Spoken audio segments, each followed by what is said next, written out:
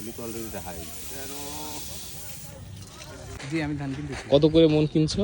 এটা কিনছি 1000 টাকা করে মন। এমনি এভারেজ কত করে কিনতেছো? এভারেজ আপনার 920 টাকা থেকে শুরু করে 1000 টাকা পর্যন্ত।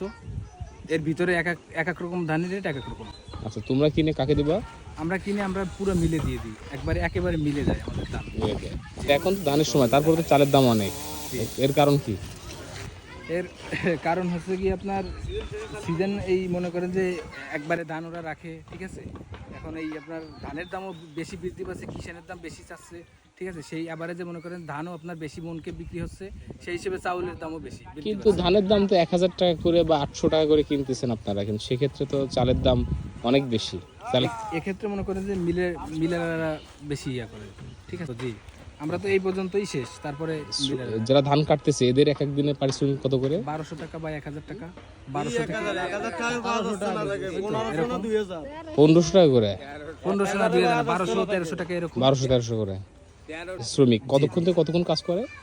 সকাল 7টা থেকে মনে করেন বিকাল 4টা পর্যন্ত।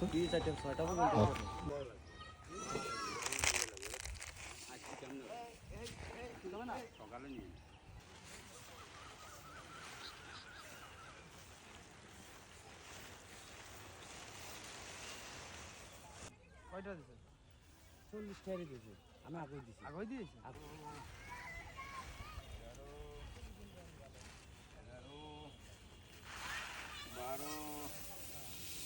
আমরা এক সাইডে মাপছি, 12 খান তো হয়ে গেছে। মাপছি তো পুরো কাকু তো এই সাইডে ফেলা, আমরা তোকে তো চাল কিনা লাগে না তাহলে? না, বছরে তো রেখে